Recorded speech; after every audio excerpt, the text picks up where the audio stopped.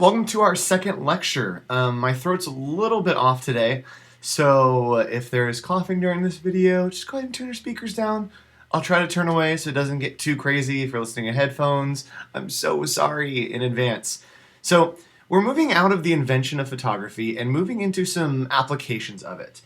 We're going to start out and talk about how military and commercial and almost propaganda photography was really starting to be exploited during the colonial expansion of America. In addition, a lot of photographers were doing land surveys, doing topography, and really kind of creating pictures that explored history and aesthetic of the people that lived in different places.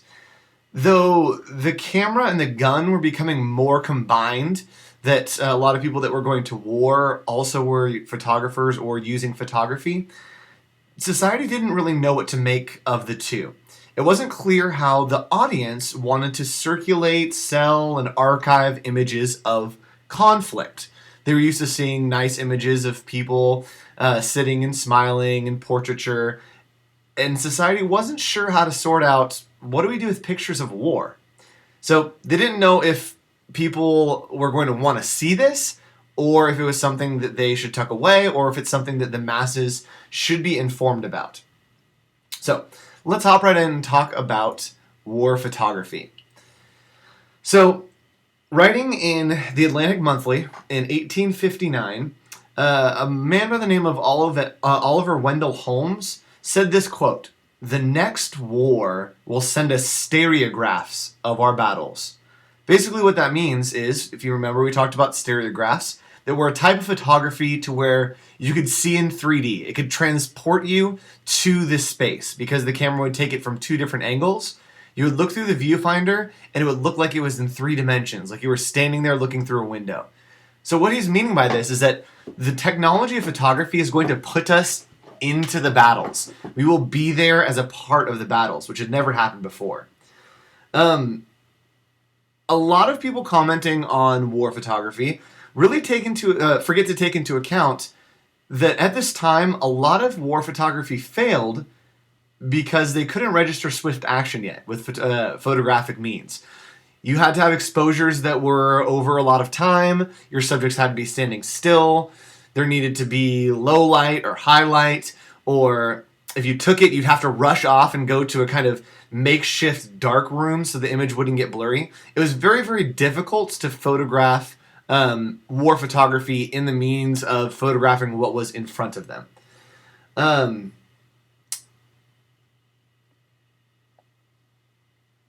Even though there were a lot of war photographs happening within battle, a lot of them actually would happen in post-battle. They would recreate scenes. If someone had to get a leg amputated or had to get some kind of surgery, they would often redo that and make a facsimile or recreate it so that the person could take that photo. So what's interesting about the marriage of war and photography is that in 1856, a photographic section was added to a lot of armies. And by 1861, the French were ordered to have one officer trained in photography in every brigade. People knew that this was the future. They needed to document to study the enemy, to study how they were moving, and to send images back home to let people know we're doing well and almost kind of manage morale on the home front. So it became required for a photographer to be part of these French brigades. One of the more famous photographers we're going to talk about during this time doing war photography was Roger Fenton. So Roger Fenton was British, and he was a very, very famous and well-known amateur photographer. He founded the Photographic Society in 1853, and what he's known for is that he didn't really show the stereotypical war photograph. His photos were much less explicit. He wasn't looking for explosions or movement or dead bodies or the kind of stuff that a lot of war photographers would try to show to try to capture the shock value of war. So Roger Fenton really wanted to make reference to the everyday life of a soldier. He never depicted fallen soldiers or the wreckage of battle or supply shortages or people looting civilian homes. He wanted to make heroic images and really lift up these soldiers to the heroes that they were. His photographs would often show them not in danger, a lot of times just enjoying the same social activities that they would at home. He wanted to show people that even though they are across the way and fighting for your freedom, they're still okay, and they're existing in a semi-normal pattern that would kind of give people some kind of peace within them to see that their son or daughter was fighting, and that it wasn't always this insane craziness that they were seeing, that sometimes it was relaxing and peaceful. So, excuse me, moving into the American Civil War. So, during the hostility, a lot of war correspondents, artists, and photographers started to furnish the public with news and images. What's interesting about the Civil War is that by this time, Americans knew and understood photographs. They understood it very, very well. And the use of photographs within documenting things, especially war photography. And they knew that this would be the very first war that would create a comprehensive visual chronicle. What that meant is that they would be able to go back and see each part of the battle, see what happened, see what went wrong, see how the tides turned, and really go back and experience this battle and this conflict within our country in a photographic way, which had never been available before. Some of the first pictures were taken by George S. Cook, and he was among the first to capture this war. He was born in the South. So, while photography had its effects on war, war also had its effects on photography, the way that photographers were taking their pictures, and the way that photographers were exploiting, but also building business within photography. So, with only one photographer that was actually paid by the United States government, there were photographers would kind of become quasi-official and find ways to serve as the photographer for the North or South when they saw a conflict to kind of expand their markets to make a little bit more money.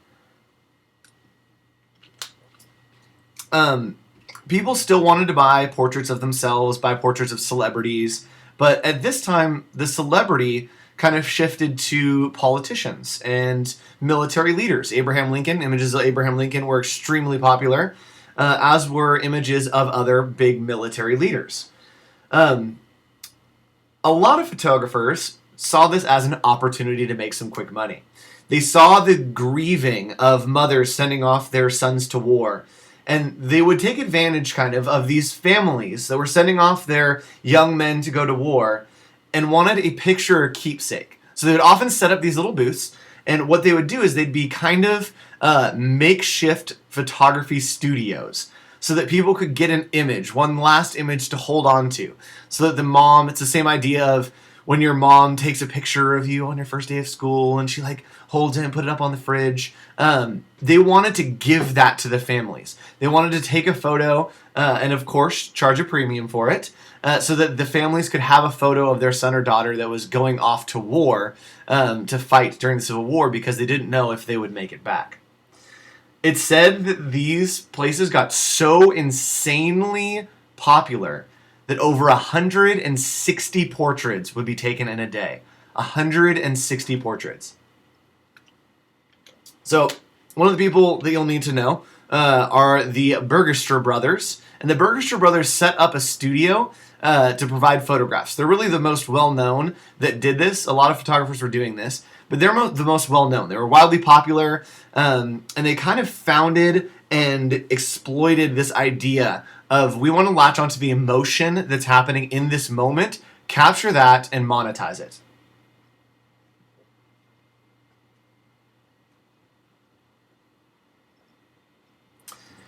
So moving on, we're going to talk about a specific photographer, and we're going to kind of bounce around throughout this class, talk about photographers every now and then, but this one's extremely influential. His name is Matthew Brady, And Matthew Brady is best remembered for his battlefield photographs that he took during the American Civil War.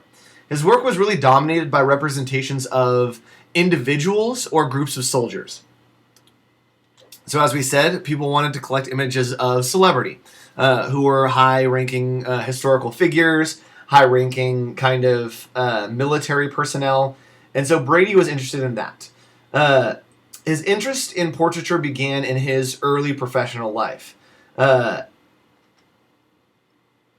He opened his own daguerreotype studio and really started winning awards for his daguerreotypes. He was insanely influential, insanely skilled, and very, very new on the scene while this was becoming a kind of blossoming industry. What's really, really influential and known about Brady is that he became the official photographer for Abraham Lincoln. He is a kind of celebrity photographer, and as it says here, he was the best known for his portraits of Abraham Lincoln. This photo here was taken on the day in 1860 that Lincoln was about to give an address at in New York at Cooper Union. Brady started selling prints of the photograph, and later that became reproduced in newspapers and magazines, and it became this insanely famous photograph. And most of the people had never seen Lincoln, but there were rumors that he was physically ugly and that he was kind of not a good president. And so what Brady did is he worked with each of his subjects to make them look strong. He would light Lincoln's face and lengthen his fingers and kind of tuck his fingers on his other hand so they didn't look so homely and lanky and kind of gangly like Lincoln actually was, as he wanted Lincoln to look the best that he possibly could.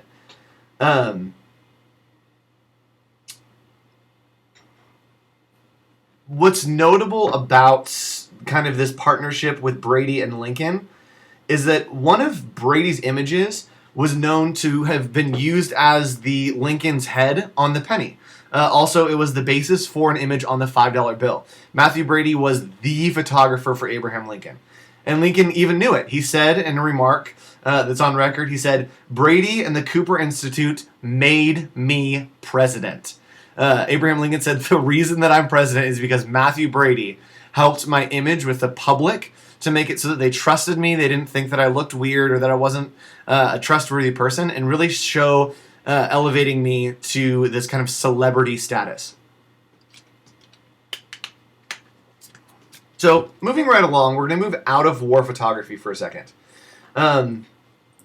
So like we said, photographers were now assigned to be a part of the regiment. It was a requirement that each regiment had a trained photographer in it.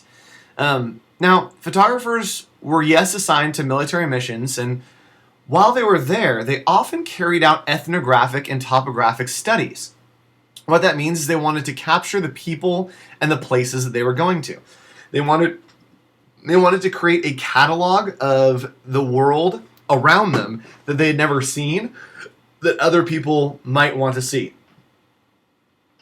It became commonplace for a lot of unknown photographers who were really just adventurers to enlist the help of armed guards.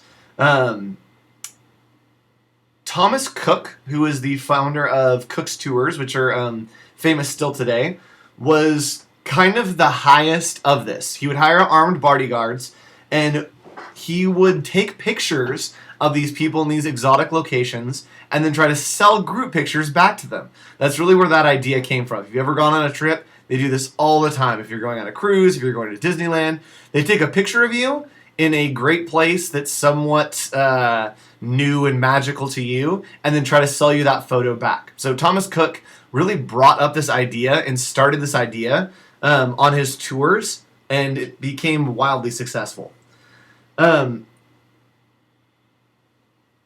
Although they started increasingly using photography as evidence, social science and science weren't really differentiated until the end of the 19th century. So people were kind of shooting whatever interested them.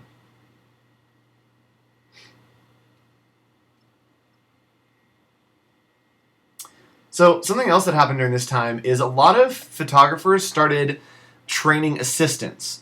They needed someone to help them with their shoots, especially when they're going these long treks to the wilds of Africa or the jungles. Westerners really needed an assistant. And so this assistant would learn the trade and often would continue on to create their own photographic enterprises. So moving right along, we're going to talk about ethnographic studies and displays. This is really going out to capture a people. There was a desire to bring together a kind of tribal people that were in Asia, Polynesia, Australia, and really photograph them and capture their way of life. People wanted to see, what do other people look like? What do they live like? What is the norm away from where we are? In Russia, it really started to, photography started to be used to show the physicalness of the people. It also started to show off the costumes and the traditional garb of the people. It was noted that good research and good documentation of people and really ethnographic study was full face profile with a full length view of the people. This was the most scientifically useful way to capture these images. So moving through that idea, Thomas Huxley and Jean Lepre created a famous system for scientific study. And this is what they said. Their guidelines said that photos should be of a nude human body so that they can record the differences in skin color, hair texture, physique, and the like to record it. This strategy really strengthened the belief that there were basic differences among all human races that were observable and measurable through distinctions in physical appearance. So they really wanted to take this idea of capturing different cultures, capturing different people, and create a system so that they could compare everyone, so that they could see the skin color, hair texture, physique, and see how people differed around the world. So this idea of ethnographic study became extremely notable, extremely important when people started to realize that cultures were dying around them. Photography really took on a moral urgency as the idea spread that indigenous people didn't have the physical and mental strength to survive this encroachment of Western civilization. By 1847, only 47 Aboriginal Tasmanians remained there. And a photographer by the name of Woolley made a studio study. She brought in a woman, traditional Tasmanian woman, who was one of these 46 that were still alive, and wanted to capture what she looked like. Wanted to capture the feeling of her stare. Wanted to capture the sizing of her face, the texture of her hair. And with that, kind of created this image that will forever live on as one of the last images of these 46 Aboriginal Tasmanians. On the right here, you can see this is something that as the Americas started to realize that the Native American culture was disappearing, John K. Hillers was appointed to become the first staff photographer to capture this Native American culture. He created about 3,000 images of the Grand Canyon and Native Americans. And after the massacre at Wounded Knee in 1890, photographers decided that it was a grand endeavor and that they needed to capture the likenesses of all Native Americans before their cultures and their people disappeared. Now, capturing these people in their normal settings and capturing kind of this ethnographic study was one thing.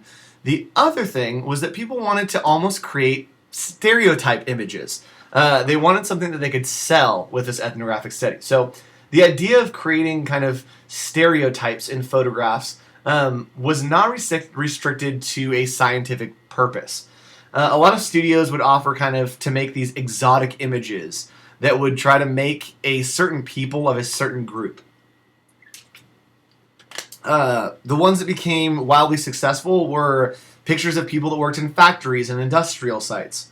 They became photographed more and more often, and a lot of times People working and kind of doing their job, carrying tools, became the subject of collectors. Collectors wanted to have these photos and collect these photos of people that were working, doing their job, and contributing to society. Because a lot of people wanted to forget about the reality of urban poverty that was happening at the time. They would almost never show or photograph this idea of industrial capitalism or poverty that was happening. And despite photography becoming much and much more notable and collectible, they still strayed away from this idea of showing any kind of poverty. Child laborers, for instance, are mostly absent from early photographer. Images of working men and women would be shown, but things like people making food at home or something that is commonplace was not really photographed very much at all. A notable photographer goes by the name of Thomas Barnardo.